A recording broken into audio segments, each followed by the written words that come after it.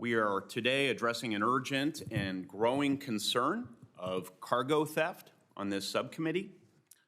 Last fall, PFL, a third-party logistics company in Evansville, one of Indiana's transportation hubs, lost a $60,000 shipment when its cargo was stolen by a previously trusted carrier. For a small company, this kind of loss is absolutely devastating, one that employees and customers ultimately bear. This drives inflation at a time when inflation is top of mind of our constituents and, of course, undermines our rule of law. PFL is just one of many companies who've fallen victim to a rising wave of cargo theft across the country, and they're asking for Congress to take action. They want us to work together with their industry to address this threat and come up with some concrete solutions. So I'm grateful to all the stakeholders present today for your participation. I look forward to hearing your perspectives as we consider how to respond to this threat. Since the COVID pandemic, cargo theft has surged across the country, reaching by some calculations a decade-long high. Once carried out by crude criminals, now with the rise of e-commerce, this crime domain includes sophisticated domestic and international groups from China, Eastern Europe, and Mexico. They not only hijack trucks and rob rail cars, but they exploit vulnerabilities in online transactions, concocting elaborate schemes, tricking businesses and third parties, and stealing or holding their cargo hostage. Cargo theft is so difficult to spot and stop because it takes so many forms, from spoofing to fictitious pickups, from phishing to identity theft.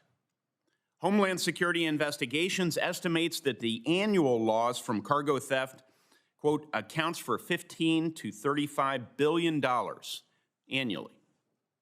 Of course, these costs are ultimately shouldered by customers when retailers raise prices to cover losses.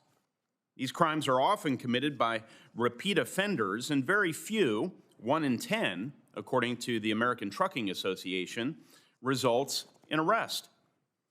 The Federal Motor Carrier Safety Administration, which is responsible for regulating motor carriers, doesn't have adequate protections in place to identify fraudulent actors or remove them from its system.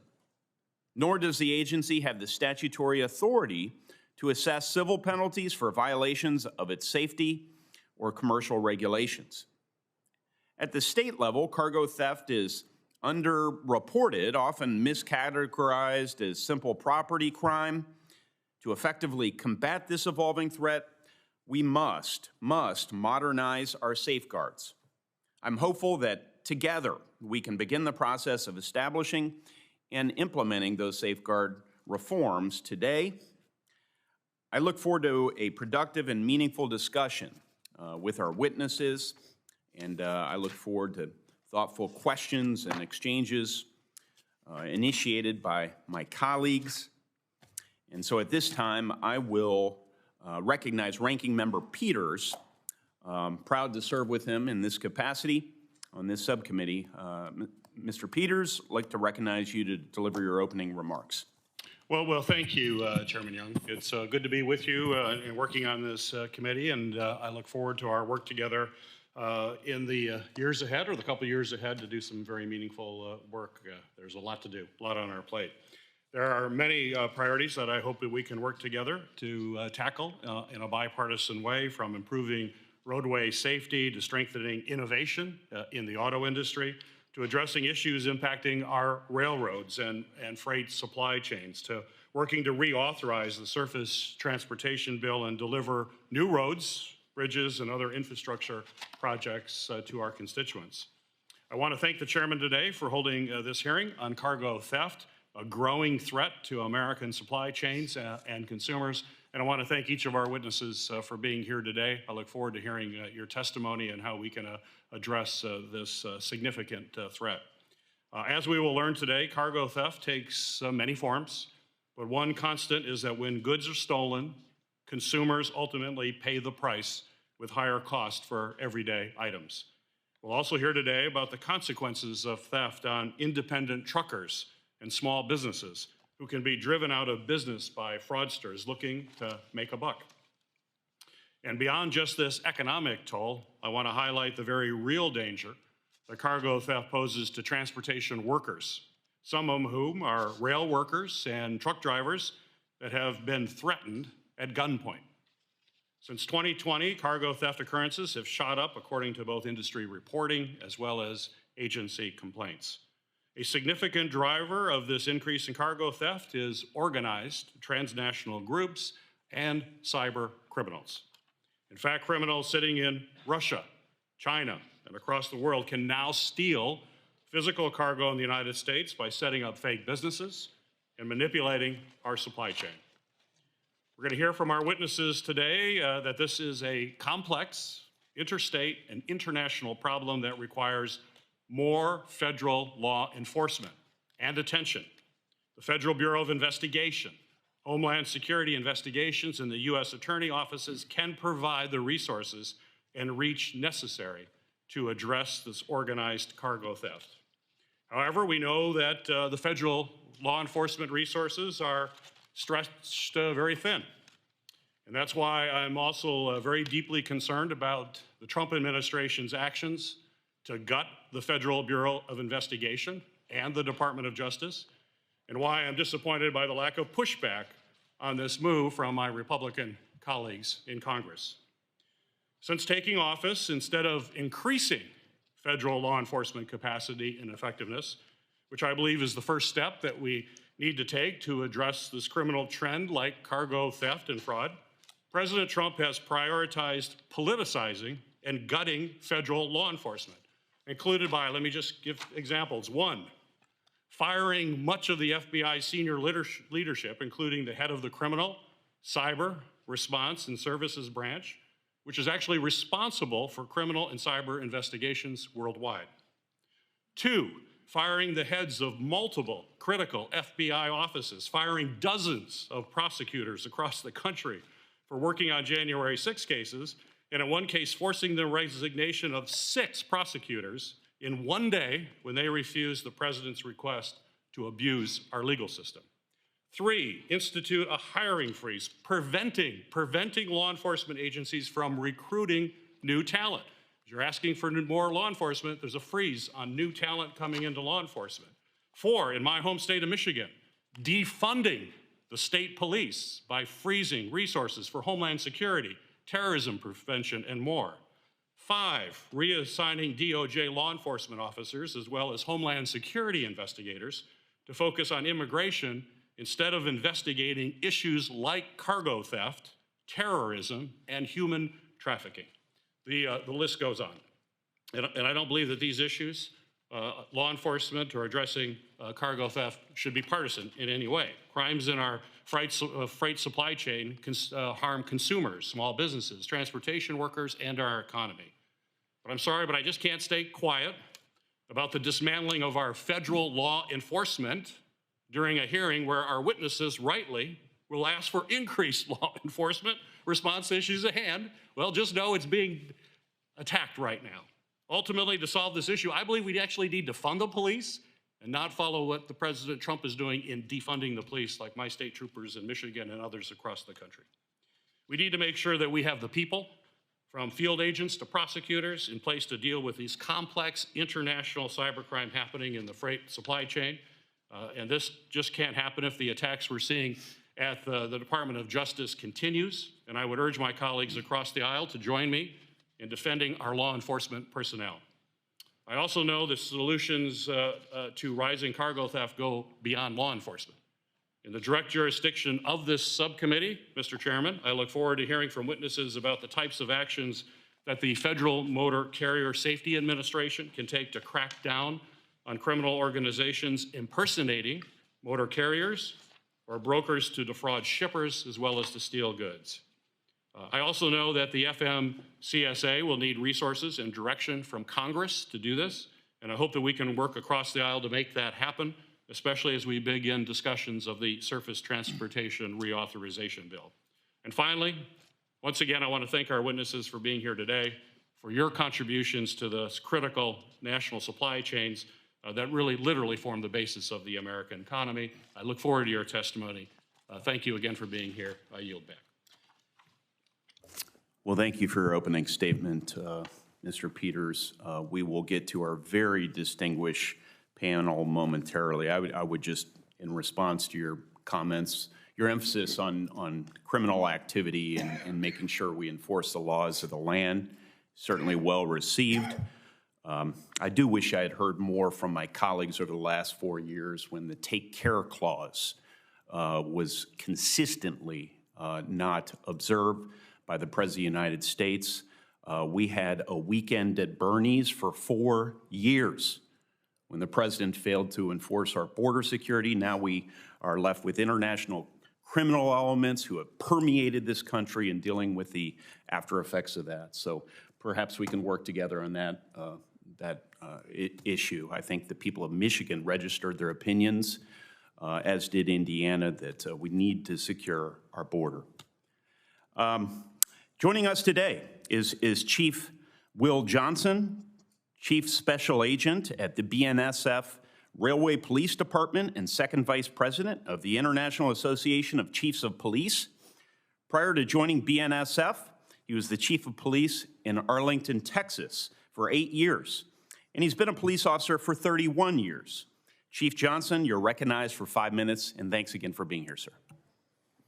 Good morning, Chairman Young, Ranking Member Peters, and members of the subcommittee. Thank you for the opportunity to speak with you today on this important issue.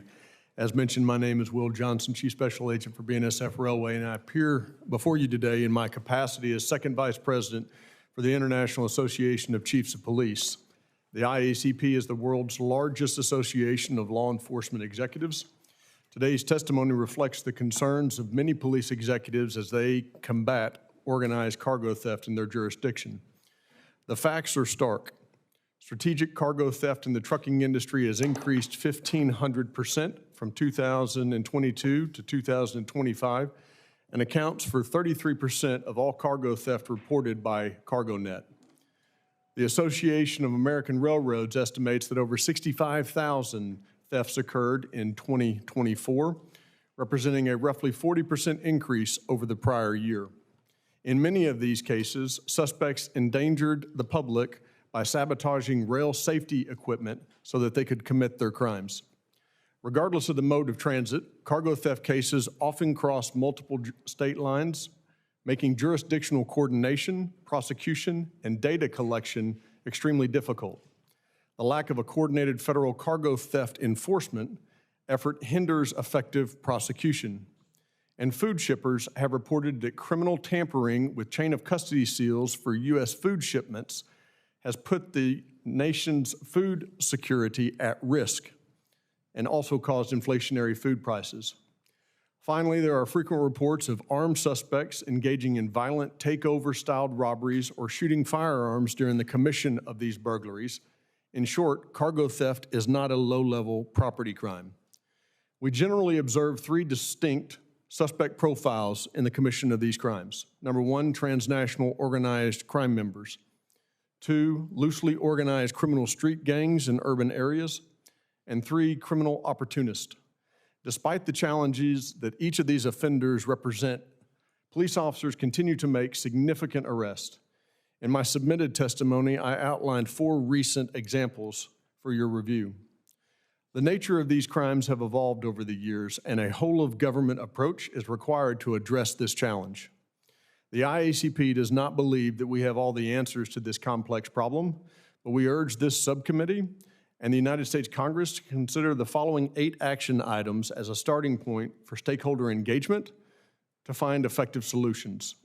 Number 1, we support the establishment of a federal supply chain crime coordination center and supply chain fraud and theft task force to address cargo theft in all aspects of the supply chain, to direct funding to dedicated federal prosecutors to tackle cargo theft cases, to modernize the FMCSA vetting process to include stronger authentication methods, real-time carrier verification, and implement controls around the sale or transfer of DOT and MC numbers, increase criminal penalties for cargo theft cases, and allow all victims' aggregated harm to be considered in these offenses.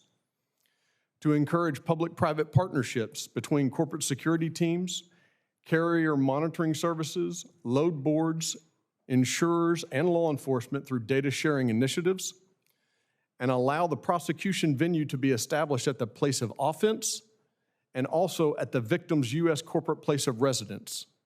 This would allow for improved prosecution and reporting efforts.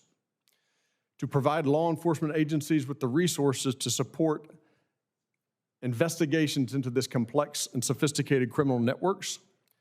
And finally, while the United States Customs Border Protection has implemented changes to inbound shipment processes, there is a further need to ease the burden on crime victims by allowing CBP the authority to waive regulatory fines when cases are proven that theft had occurred.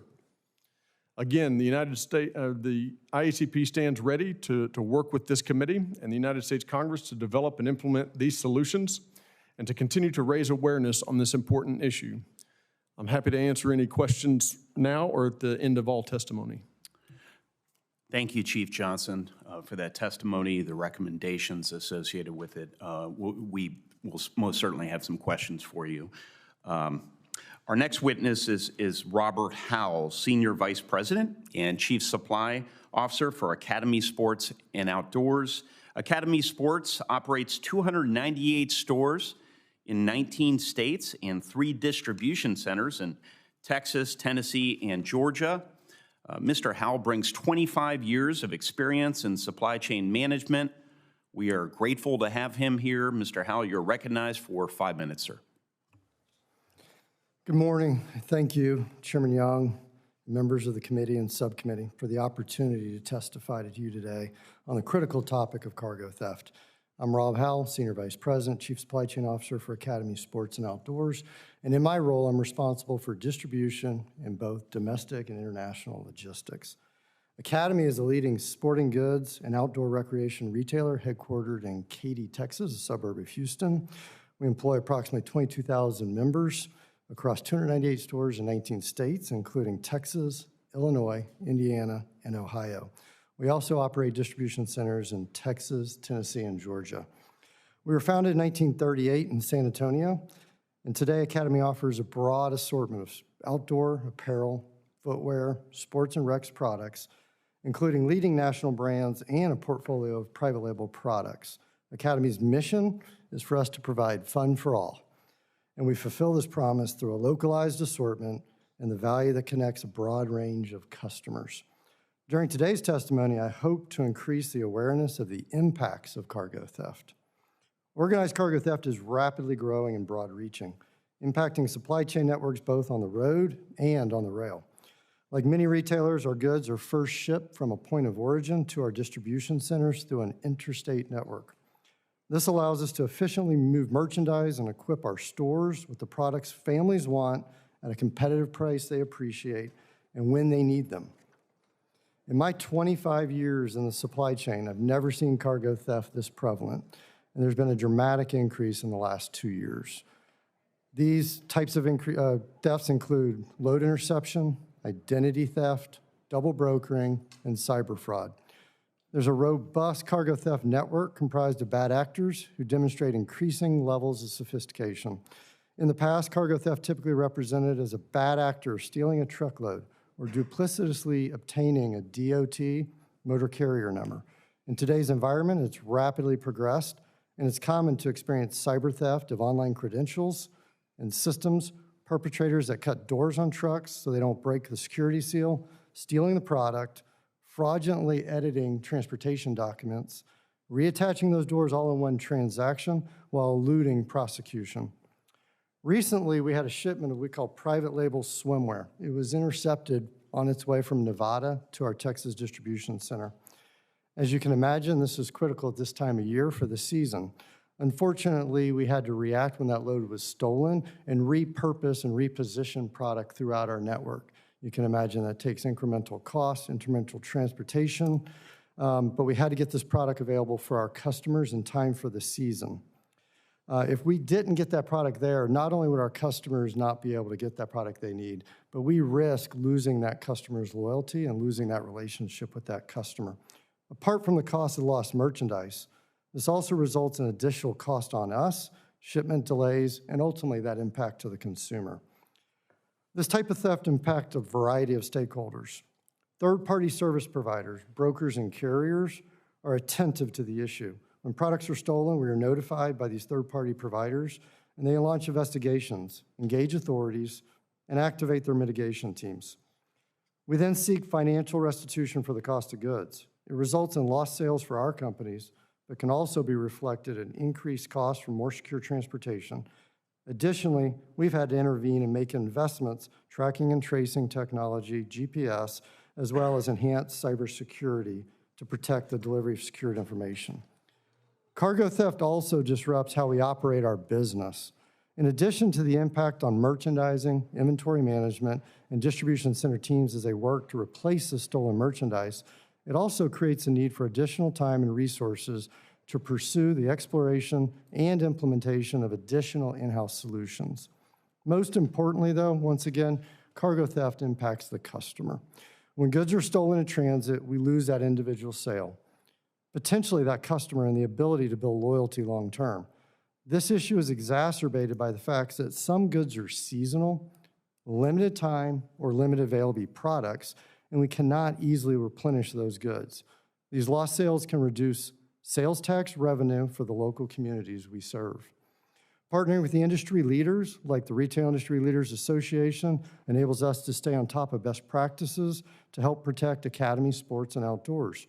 There is a need for greater support to inform coordination, communication, with collaboration among local, state, federal agencies, as well as the private sector to mitigate the impact of retailers, brokers, carriers, and customers. Thank you for the opportunity to share our experience, and I look forward to your questions. Well, thank you so much for being here. And our next witness today is Adam Blanchard. Mr. Blanchard is principal and CEO of Tanager Logistics and Double Diamond Transport. Mr. Blanchard founded his companies in 2014, and he currently operates 90 trucks and employs over 20 freight brokers. Mr. Blanchard, you're recognized for 5 minutes. Thank you, Senator Young. Subcommittee members, thank you for the opportunity to testify. My name is Adam Blanchard, and I'm the co-founder and CEO of Double Diamond Transport and Tanager Logistics. Our trucking company was launched following a conversation I had with a close friend around my kitchen table. We put our first truck on the road in 2014, and we formed our brokerage shortly thereafter. Like most small business owners, we faced daily challenges, yet we were blessed with an exceptional team. Together, we persevered and built a company that everyone in our organization can be proud of. We created dozens of jobs in the San Antonio, Texas area, and today we operate about 90 trucks and 280 trailers. About a year ago, our American dream turned into a nightmare when some unscrupulous criminals stole our identity. By capitalizing on our good name, they tarnished the reputation we had spent over a decade to earn. The scam worked like this. Posing as Tanager Logistics, the criminals brokered loads to unsuspecting motor carriers who delivered their cargo while the scammers pocketed the money. In just one example, they diverted a full truckload of energy drinks with a retail value well over 6 figures, over 1,000 miles from Texas to California. Because they spoofed my company's emails, the drivers was tricked into believing we had made the request for the transportation of that load. While the criminals were using our name to enrich themselves, we were playing whack-a-mole, trying to counter their sophisticated techniques to mimic our website, emails, and operating authority. Even at this very moment, 2 Tanager Logistics are listed on the FMCSA's official website, my company and an imposter. We provided this evidence to FMCSA, but they refused to take it down. Simultaneously, we were on the receiving end of misdirected rage from motor carriers who had also been scammed. Through no fault of our own, we were blacklisted by factoring companies for fraudulent invoices and non-payment to those motor carriers. We sought to report these crimes, but kept hitting dead end with the federal, state, and local law enforcement agencies. My insurance company wouldn't get involved because technically we didn't have any cargo claims. The Texas Department of Public Safety informed us this wasn't their jurisdiction. The FBI recorded our information but never returned our call. The Department of Homeland Security met with us but refused to investigate. We did our due diligence, but the message was clear. You're on your own. We might be on our own, but we are far from alone. Cargo theft is rapidly becoming a crisis, costing the industry up to $35 billion annually. Strategic theft has risen 1,500% since the first quarter of 2021. The average value per theft is now over $200,000. Cargo theft comes in many forms, whether it is imitating a legitimate company, pilfering goods over time, breaking into parked tractor trailers, or double brokering fraud. These are complex, multi-jurisdictional crimes, often involving organizational theft groups, yet there is no unified, dedicated federal response. Thieves, emboldened by the lack of investigations and prosecutions, are growing the size and sophistication of their theft operations. But there are a few common sense steps we believe Congress can take to counter this. First, direct FMCSA, the Federal Motor Carrier Safety Administration, to remove illegitimate carriers and brokers from the SAFER website. The industry should be able to trust that SAFER publicizes only legitimate entities so that we can make informed decisions when vetting business partners. Second, pass the Safeguard Our Supply Chain Act, which would establish a federal task force dedicated to cargo theft. Third, pass the Household Goods Shipping Consumer Protection Act, which would strengthen penalties against bad actors and protect consumers. Currently, criminals view trucking as a low-risk, high-reward target. We must invert that calculus. When we were finally able to contact the thieves who stole our identity, the mere threat of law enforcement involvement was enough to deter them. The bad news is, if they're not scamming us, they're scamming someone else. Trucking is a tough business, and we have no shortage of grit and determination. But our industry is not equipped to deal with organized theft groups on our own. We need help from federal agencies and law enforcement with the resources and advanced technical capabilities, to take this on. We implore Congress to provide resources and direction to pursue criminals who are exploiting small businesses that families have spent years, decades, or even generations to build. Thank you for the opportunity to be before you today, and I look forward to your questions. Thank you, Mr. Blanchard. We will look forward to posing some questions. We're sorry about your troubles. You did a great job of personalizing those and making those real to us. Our final witness, Louis Pugh, is the Executive Vice President for the Owner-Operator Independent Drivers Association. Before joining OIDI, I got it. It was close, right, Mr. Pugh? Mr. Pugh was a truck owner-operator for nearly 23 years, and he earned the Million Miles Safe Drivers Award. Mr. Pugh, you are recognized for 5 minutes, sir. Yes, Chairman Young, Ranking Member Peters, and members of the subcommittee. I am Louis Pugh, the Executive Vice President of the Owner-Operator Independent Drivers Association. I have over 30 years in the industry. Nearly 23 of those prior to working at OIDA was being a small business trucker. And with those years, I accumulated about 2.5 million miles of safe driving. And prior to that, I was a truck driver in the United States Army and still hold my CDL to this day. OIDA is the largest national trade association representing small business truckers and employee drivers. We have approximately 150,000 members who cumulatively own about 240,000 pieces of equipment or operate. OIDA's mission is to promote and protect the interests of our members and any issues that impact their safety and success, which increasingly includes freight fraud. In trucking, freight fraud is so easy to commit, it doesn't even take a savvy or experienced criminal to pull it off. As you can tell from this panel of professionals, everyone from shippers, motor carriers, brokers are vulnerable targets. Often the perpetrators of these crimes are based internationally, far beyond the reach of the American enforcement agencies. While these cases of physical theft occurring within our industry, most of the problems small business truckers face involves being scammed by fraudsters or swindled by unscrupulous brokers. There's several factors contributing to this recent explosion in freight fraud: weak freight rates, overcapacity, We've had increased competition, leading to greater susceptibility among small trucking businesses. Advanced technology and lack of federal oversight and enforcement has also created an environment where fraudulent actors can thrive. Unfortunately, small trucking businesses are both the most vulnerable to fraud and the least likely to be able to recover from it. Most commonly, motor carriers are held responsible for the loss of the cargo due to fraud, with costs ranging from tens of thousands to hundreds of thousands of dollars per incident. Several OIDA members have lost their entire business after falling prey to the single case of freight fraud.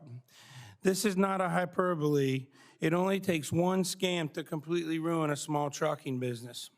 Fraudulent activities include double brokering, criminals posing as legitimate brokers, rerouting schemes, identity theft, purchase of authority by fraudsters, and more. Truckers are doing all they can to protect themselves, but they are limited in their capabilities. For example, an OIDA member doesn't have the resources to identify most of the sophisticated scammers. They lack the authority to ensure brokers are complying with existing transparency regulations. While there are systems in place that can help combat fraud, the federal government is struggling to provide support to shippers, motor carriers, and brokers as needed. The first step Congress must take to improve this condition is passing Senate Bill 337, which is a bipartisan legislation introduced by Senators Fisher and Duckworth. This bill, which is supported by a wide variety of industry stakeholders, gives the Federal Motor Carrier Administration the authority to level civil penalties against fraudsters. It also requires brokers to register with a physical address. This is something carriers have had to do for years, and it's a minor change that could have a major impact on protecting motor carriers. Congress must also use its oversight to ensure existing programs can help prevent fraud are better prioritized. This includes improving FMCSA's National Consumer Complaint Database, or NCCDB, which OIDA has advocated for years. Congress must also support regulatory efforts that are currently underway, such as insurance compliance with the broker bond requirements and creating a new registration system. Additionally, if FMCSA fails to produce a final rule that ensures compliance with existing broker transparency regulations, Congress must compel the agency to do so. Since I began my testimony, a small business trucker has likely fallen prey to fraud that could jeopardize their entire business. That's how commonplace freight fraud is becoming in trucking. We believe we have identified several critical steps Congress and FMCSA must take to weed out fraudulent actors, and look forward to working with these and answering your questions throughout the hearing. Thank you. Well, thank you, Mr. Pugh. You bring an important perspective to this hearing and a sterling safe driver record. Truckload freight, we know, is overwhelmingly the primary target of fraud. 98% of respondents identify truckload freight as the most vulnerable mode. This subcommittee oversees the FMCSA, and I'd like to better understand how bad actors are acquiring USDOT numbers, MC numbers, and other business identifiers to carry out their illicit schemes under the guise of legitimacy. Mr. Blanchard, in your opening statement, you described how a bad actor posed as Tanager Logistics to steal shipments, even added their counterfeit company to the FMCA Safety and Fitness Electronic Records, or SAFER website, to appear legit. Can you describe how bad actors are able to insert themselves so easily into the supply chain? Maybe elaborate on that, please. Yes, Senator Young. They're able to do this now through a whole multitude of ways. We have experienced everything from what I stated in my testimony, where they are spoofing our emails and otherwise representing themselves on behalf of our company. There are instances out there now where individuals are actually purchasing MC and DOT numbers on a black market. That is a major issue that we have to address, and the FMCSA must do a more efficient job, in our opinion, of ensuring that they go through those companies that are authorized to transport freight in the United States and remove those that are illegitimate. Do you have any visibility into how these purchases that you referenced might occur? Is it the so-called dark web? Are there individual criminal agents who will visit people in person and make these transactions, or do you know? My understanding, Senator, is that this is occurring on various websites. So I don't know if that is necessarily happening on the dark web, but it's certainly there on different platforms that are available on the internet. I don't even know exactly what the dark web is. It's just this furtive thing, right? We all hear about. So, for the record, all right. Do any of our other witnesses have any visibility into how those transactions are made? If not, then Just yes, one other point that might add to that is we have seen instances where companies that are going out of business, they actually auction off their numbers similar to how they would auction off equipment that they're no longer using. Yes. So individuals could buy this number through a business liquidation process and then already have an established footprint and then assume illicit operations under a previous legitimate. That's just one example that I've heard from the field. That's an important contingency for us to keep in mind. Thank you. Well, back to Mr. Blanchard. When you approached DOT about the fake Tanager Logistics company that was listed on the SAFER website, what did they say? It seems puzzling to me that they wouldn't remove the fictitious one. And so what did they say? When we reached out to the Federal Motor Carrier Safety Administration, Senator, they informed us that unless there is a third party or another group out there that is actively using our MC or DOT number, that they did not have the ability to investigate any further into this other company that was representing us. The concern I had, Senator, with that is that we provided them the information that we knew at the time. First is that the individual that was behind the other Tanager Logistics from our investigation was determined to be somebody from Africa.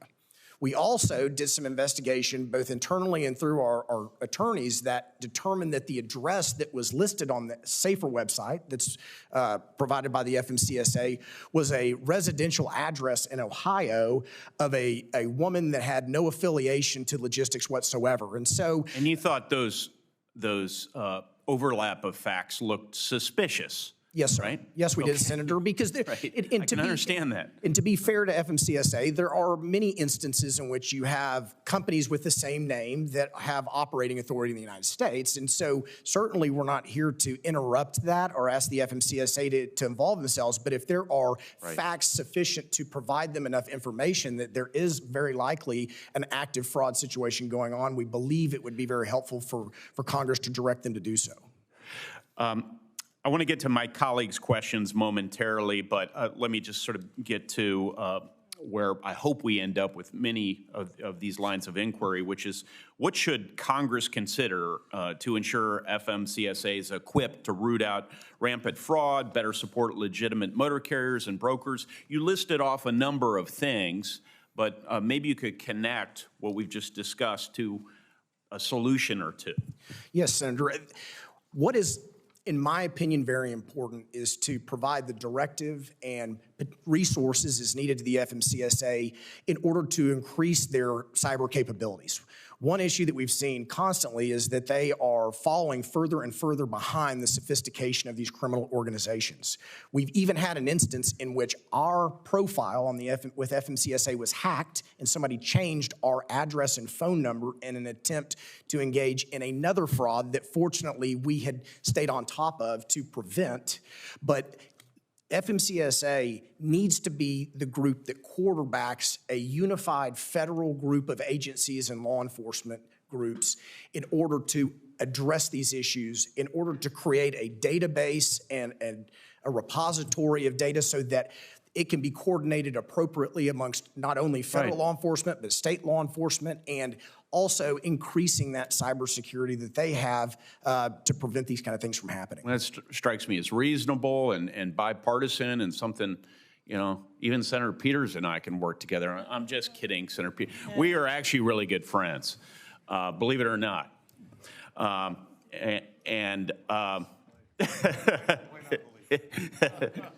Would any of you like to add to Mr. Blanchard's suggestions about what we can do to address these situations? I know you offer recommendations in your statements, but a situation like Mr. Blanchard's, do any of you have additional thoughts about how we can address that and equipped FMCSA to be more helpful or other authorities? I think the question of venue is particularly important. Yes, so, as an individual who has focused on the providing services to victims for the better part of 30 years, it's really disappointing to me to sit with esteemed colleagues that have really been victimized and had no way to have resolution. Yes. A lot of that is happening because of the venue of where the offense is happening. And because this freight is inherently mobile, crime scene identification, venue where the offense took place is difficult at times to establish. So expanding venue to also include the location where the business resides could help strengthen communications within the criminal justice community, both local, state, and federal, to help businesses more effectively report challenges that they have to bring those grievances forward to the court. Right. There's clearly not a lot of clarity when every law enforcement entity, FBI, locals are pointing to someone else, right? So we need to, that's our job. We have to help clarify and facilitate interstate commerce. And okay. Senator Peters? Thank you, Mr. Chairman. And just as an example of how we are friends and we work together, the chairman has taken many of my questions, and I'm not mad at him at all. I think it just shows that we're like one mind. It's like, right, minds that think alike. So right. We definitely Midwest nice too, and common sense. For the record, Midwest common sense, right? Agreed. Mr. Pugh, in your written testimony, you described how the burden posed by cargo theft can really threaten safety generally across the board.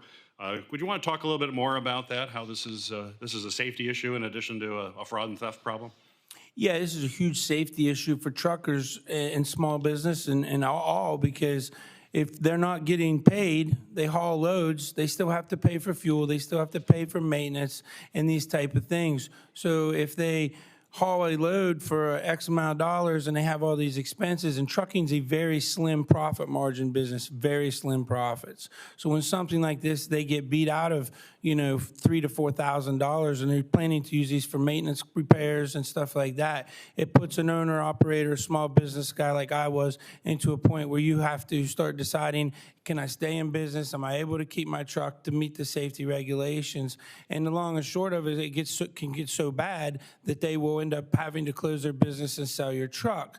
And what the real safety aspect of this is, most small business owner operators have 20-some years experience or more. So you're taking a well-trained, experienced trucker off the highway, which is the people we should be keeping, not losing.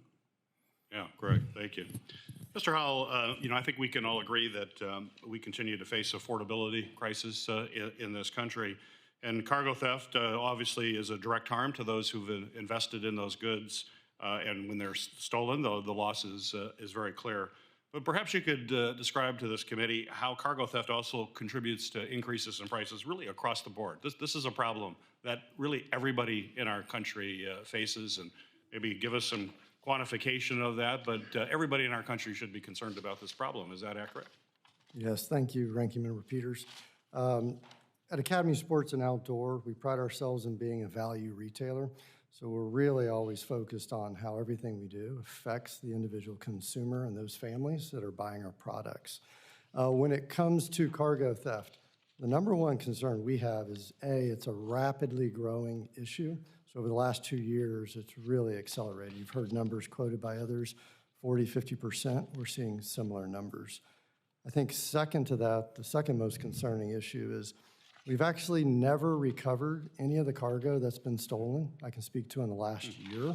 And to the best of our knowledge, nobody's ever been apprehended or caught in any of the incidents we've been involved with. So it's a growing issue. So to your point, it is driving costs throughout the entire supply chain. So as part of my job, we've got to find more sophisticated partners that can try to manage this freight more effectively. We're tending to move off of brokers and onto more asset-based carriers, as we call them. That way, we know the individual driver, we know the equipment that it's actually picking up. It doesn't always prevent the crime. We also have to handle double handling. We have to manage sometimes double transportation in our own network to recover when products are stolen. So obviously, all of these costs add up to the supply chain. You heard my colleague at the OOIDA, they are handling freight they never get paid for. A lot of cost, I'm sure, with the transportation teams and trying to fight for their own identity. All that ends up rolling up to us as we have to move freight. Our costs are getting higher. Considering it's relatively new, I can't tell you exactly how much is going directly to pricing, but if this continues at the rate it's going, absolutely those costs will have to be borne in future price increases. Right, yeah, thank you. Chief Johnson, in cases of inbound shipment, cargo bypasses the port of entry inspection and travels closer to its final destination before undergoing required inspection by Customs and Border Protection. I'm the ranking member of Homeland Security overseeing Customs Border Protection, and very interested in how we can make sure that they're dealing with some of these challenges. Your testimony mentions the additional harm that's inflicted when cargo theft occurs prior to the CBP inspection. So if you could please, for the committee, detail specific and additional risk associated with theft of inbound shipments, and what actions do you believe that Customs and Border Control could take in order to work with the supply chain to reduce this type of crime? Thank you, Senator, for that question. First and foremost, when you're talking about CBP inspections, it's important to also think about Homeland Security investigations as the investigative authority beyond just the inspection process. And so whether the shipment is cleared at the port or it's cleared at a location closer to destination, once an inbound shipment is attacked and that seal is broken, we really have three risks. Number one is we know what was declared in that load, but there had not been an inspection process. And so just from a shipment integrity perspective, that is a point to reflect on. Two, having greater engagement from HSI in the investigative process whenever there is a inbound shipment seal breach. So presently, the regulatory functions kick in where the shipper is responsible for any regulatory fines because that shipment arrived at the facility without its bonded seal. But there's no complementary criminal investigation from the federal government on what happened in that process. And so the shipper is ultimately victimized twice. One, their product is stolen while it's being shipped. And then second, they're facing a administrative process to have those regulatory fines reviewed. Presently, CBP has shared that they cannot consider waiving those regulatory fees until after the citations have been issued and then the victim responds in an administrative process. And so there's really a lot to unpack in that, in the complexity of those inbound shipments, but we know that there's a fair amount of cargo proceeds that are currently under bond that are being targeted by these transnational organizations. Right, thank you. Well, that's something we'd love to work with you on to try to unpack that more and figure out how we can do things better. Appreciate that. Thank you, Mr. Chairman. Well, thank you, Senator Peters. Senator Fisher. Thank you, Mr. Chairman. Thank you, Mr. Pugh and Mr. Blanchard, for referencing my bill. I appreciate you doing that. Appreciate the support for the bill. I think it's extremely important that we get that to move. It's the Household Goods Shipping Consumer Protection Act that I've introduced with Senator Duckworth. And as you know, it would allow the FMCSA to impose those civil penalties against the unauthorized brokers, and it would require companies of in the household goods sector to establish a principal place of business to prohibit that fraudulent companies from skirting those existing regulations. I'd like to thank you also for bringing up suggestions on what else we can do to be able to combat this. It's eye-opening, the amount of money harm to companies, but also to consumers when we add all this together. So thank you for that. Chief Johnson, in your testimony, you referenced jurisdictional concerns that often arise when investigating cargo theft crimes. And I believe it's particularly important that local and state law enforcement agencies have the support of the federal government when dealing with crimes that pertain to interstate commerce. In your experience, what is the relationship like between law enforcement and agencies like the FBI and the HSI when investigating cargo theft that crosses state lines? Ma'am, the short answer is they are good relationships. The challenge is not necessarily with the relationships, but the capacity of organizations to be able to balance or juggle the myriad of threats that they're faced with. Cargo theft historically has not risen to the same level of attention as maybe some other competing interests have for these federal entities. Also, it's important to understand how those agencies prioritize the work within their AOR, or area of responsibility, and that's largely a local decision by local executive leaderships for those agencies involved, absent some sort of national direction coming out of headquarters or the Attorney General's office. I think for this topic, national direction, either authorized by Congress for the task force that we've mentioned previously, or prosecutorial direction coming out of the Attorney General's office, directing all of the United States attorneys to prioritize this issue and focus resources on effective prosecutions, will aid in the assistance of bringing these cases forward.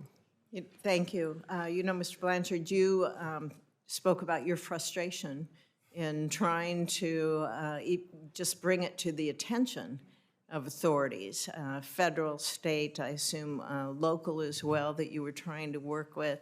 And when you mentioned some of your suggestions, I know Mr. Pugh wanted to chime in, so I'll let you chime in now on what needs to be done. And it's not, I don't think it's just throwing more money at being able to have more enforcement out there necessarily. I think it's also to be able to put some teeth in what we need to do here and just have more awareness. But what would anyone on the panel, but we'll start with you, Mr. I'd be Blanchard. happy to start, Senator. And again, thank you for your support of our industry and your introduction of the Household Goods Shipping Consumer Protection Act. I think that's certainly a great first step. As I have come to understand, Senator, is currently, to piggyback off of Chief Johnson, the current threshold that's established by the United States Sentencing Commission for the DOJ to interdict in cargo theft cases requires at the instant to be at least $1.5 million in losses. So the average loss in a cargo case is around $200,000 today. So therefore, to reach that threshold of $1.5 million is going to require law enforcement agencies to be directed to look into the continual criminal activity of these organizations to meet that threshold, or for Congress to otherwise change that and create a new directive in order for them to start pursuing these through a unified task force, which is something that we have included in the Safeguard Our Supply Chains Act, which has not been filed, but certainly would appreciate any member of this committee to review that bill, and the willingness to author that and would be fantastic. We'll review it. Yeah, and that would provide the coordination between agencies and law enforcement. And I think really, Senator, this begins with the FMCSA. And to further elaborate on Senator Young's question earlier in terms of the FMCSA, we have to start with them. I think to your point, Senator Fisher, throwing money at the problem, I would agree, is not the solution. I think first we need Congress to direct FMCSA on the things that need to occur and the coordination necessary to address this very issue that we're dealing with. They need to be able to distinguish between fraudulent businesses and legitimate businesses. DOT needs enhanced cyber capabilities and real-time fraud detection tools and greater interagency collaboration with law enforcement to identify these frauds. FMCSA needs to be directed to remove fraudulent companies from the SAFER website. We rely on that heavily in order to vet companies that we work with.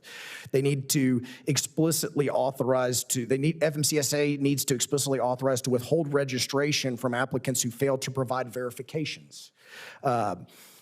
Also, Congress, we believe, should conduct rigorous oversight of FMCSA's transition to a single US DOT number, which we believe they're going to do in the future or considering doing without placing undue burden on legitimate carriers.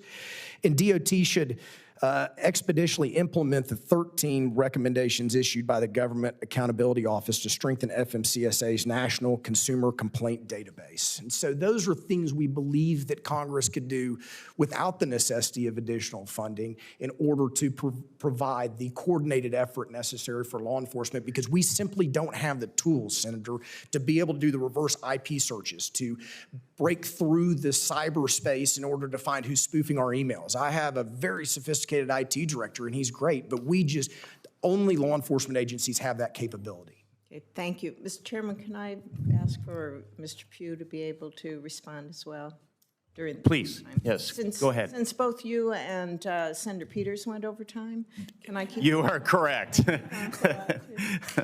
you. Mr. Pugh, Go ahead. And thank you for your support in Please. OIDA as well.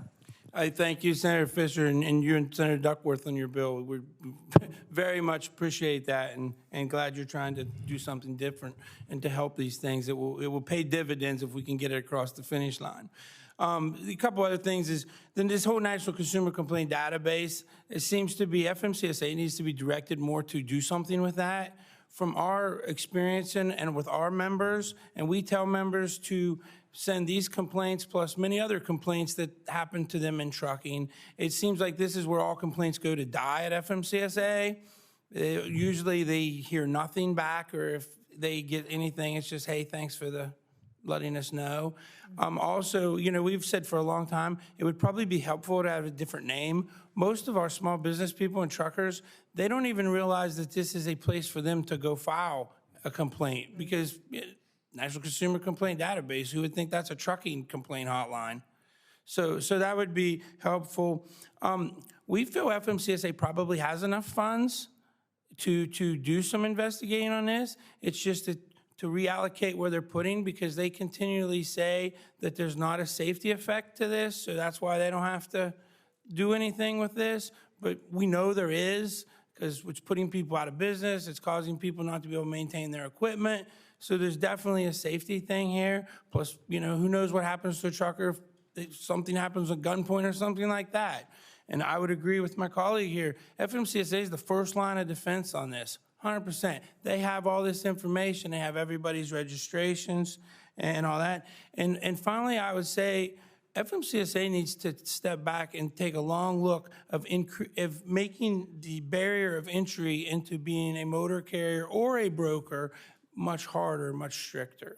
We pretty much let people file for insurance, pay for it. We don't know who these people are, have no idea if they even know what they're doing, and maybe 12 to 18 months we audit them.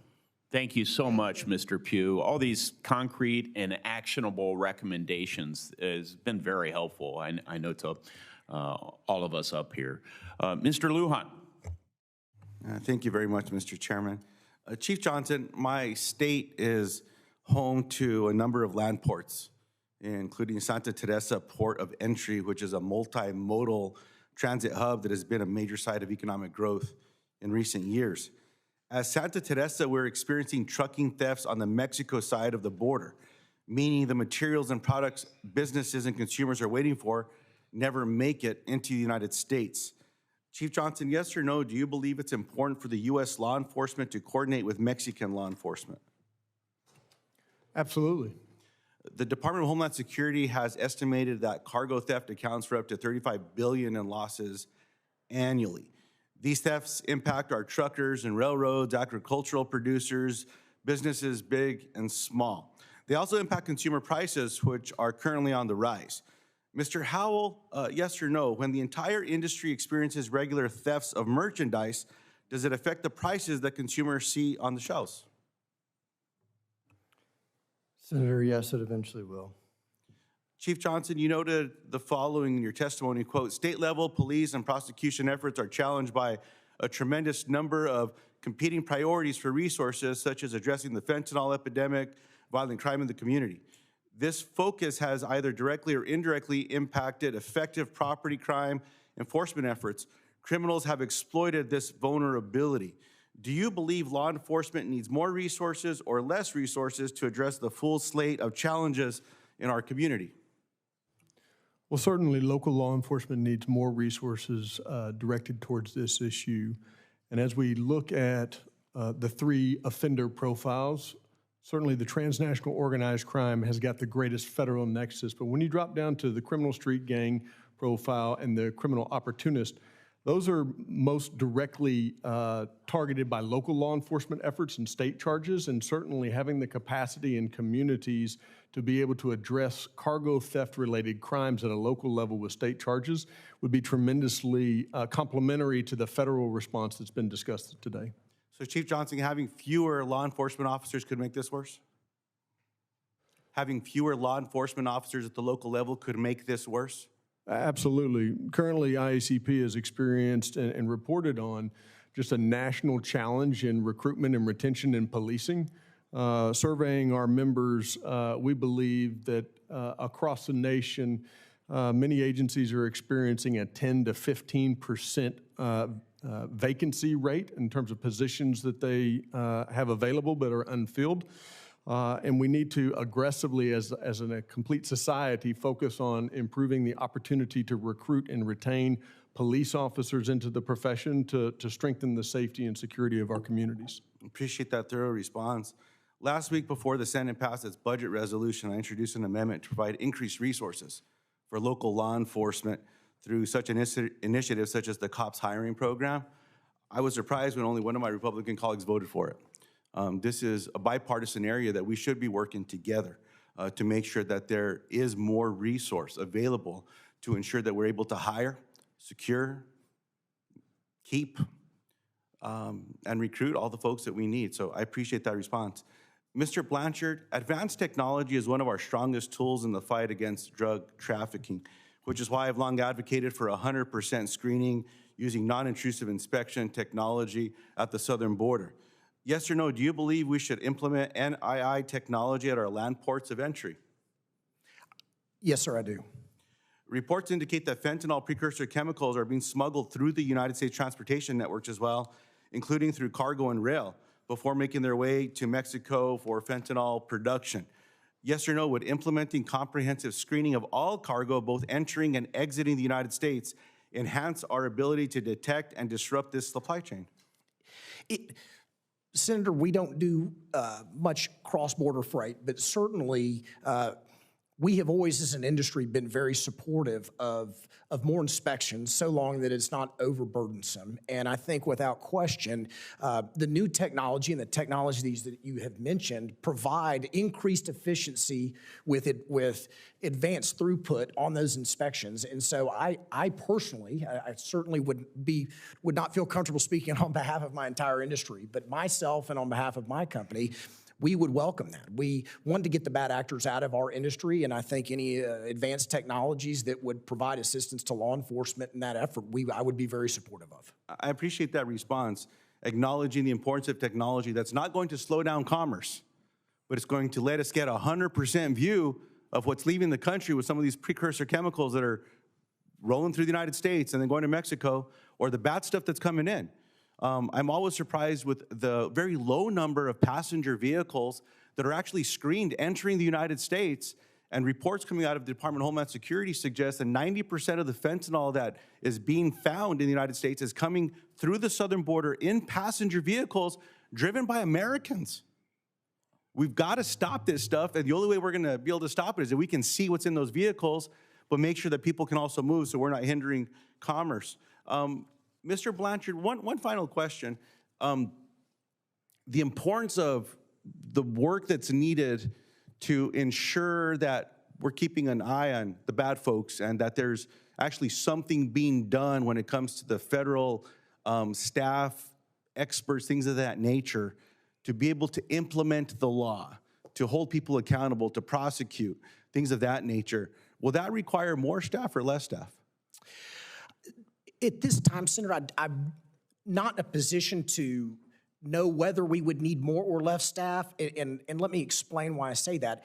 The reason I don't know if there is sufficient law enforcement as we sit here today is because there has not been any directive by Congress to assign agencies to look into these cargo thefts and cargo fraud issues. And so I am of the personal belief, Senator, that first we really need Congress to direct these agencies to start investigating these. That's why we have the Safeguard Our Supply Chain Act, to direct these agencies to work in coordination to begin to investigate these claims so that we can start prosecuting and convicting these bad actors out there. Because currently, from what we can tell, they are going essentially without any recourse whatsoever into these criminal activities. And so I certainly believe we should start there, but I think it would be very logical that as we begin that process, that the gravity of this situation and the severity of what we are experiencing in the industry likely would require some additional resources for some of these federal law enforcement agencies in order to be able to tackle this issue.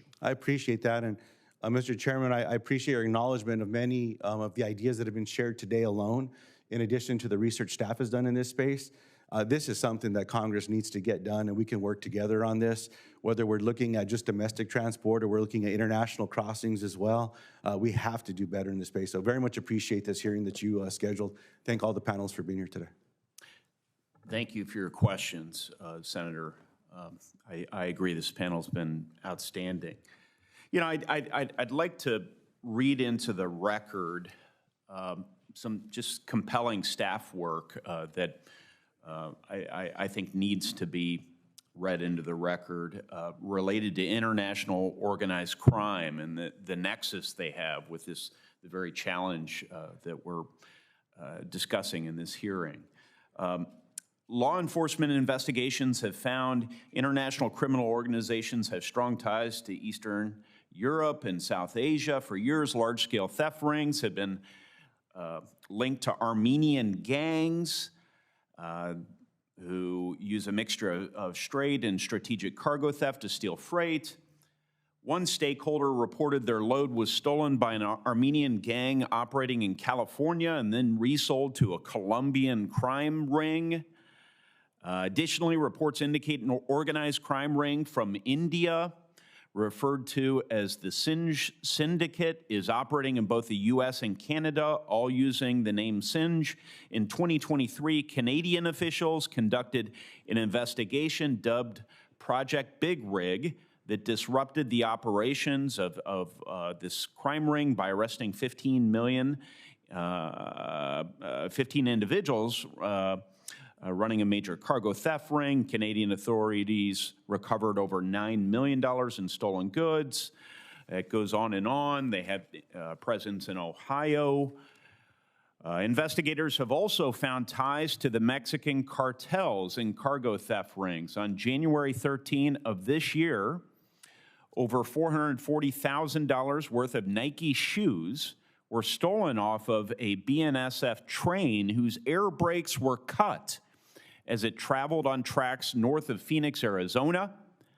Federal officials have linked this activity to a cartel operating out of Sinaloa. 11 men were arrested. 9 of the men were in the United States illegally, and the other 6 are residents of Sinaloa. BNSF reported that these tactics of cutting brakes and forcing trains to slow down have increased over the past 2 years.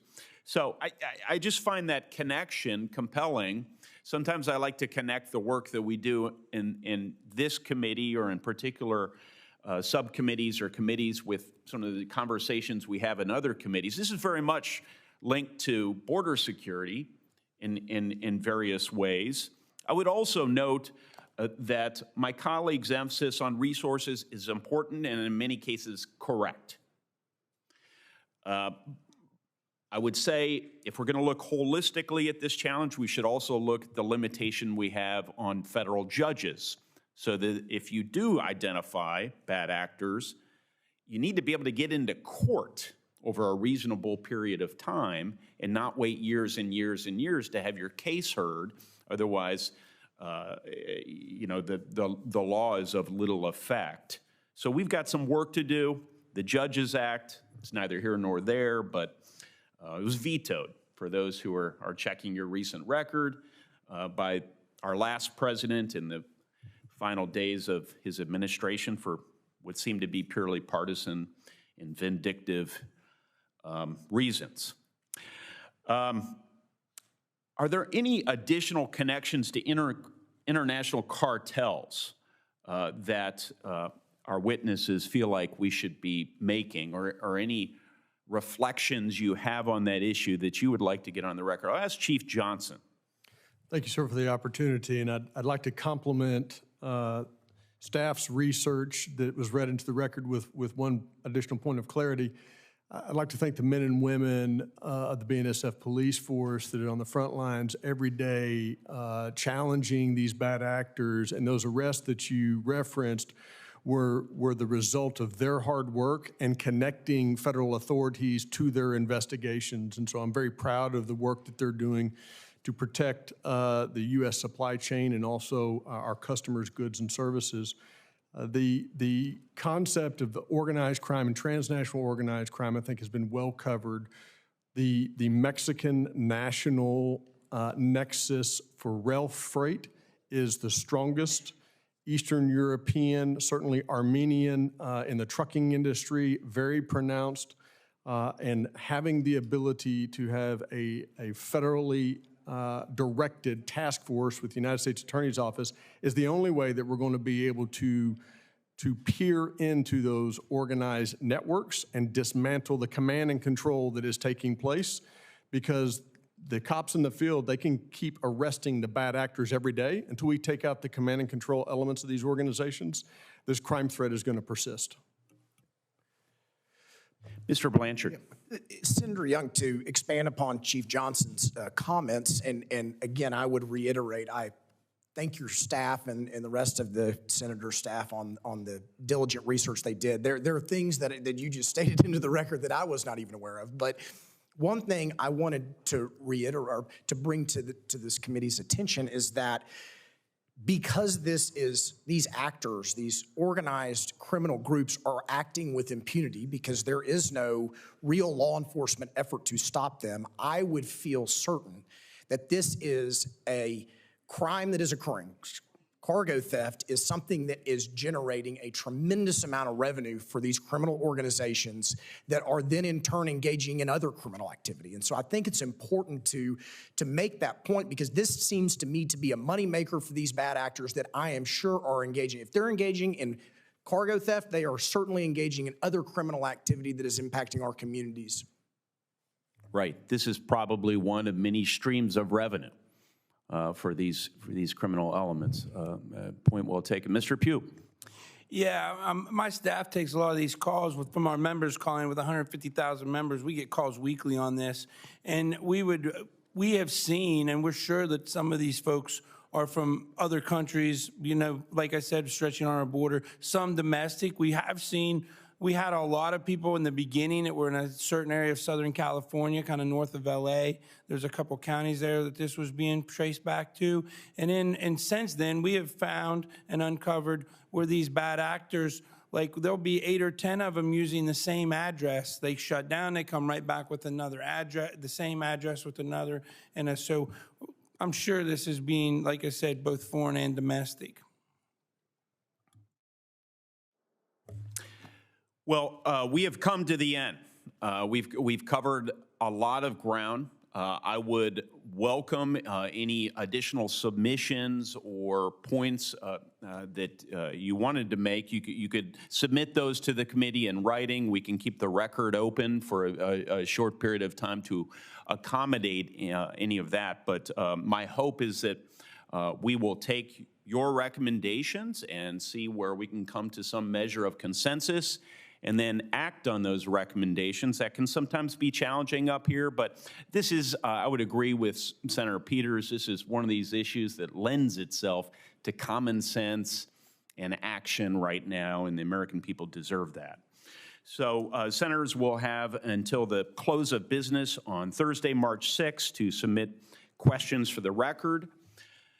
And the witnesses, I am informed by our very diligent and competent staff, have until the end of the day on Thursday, March 20, to respond to those questions for the record.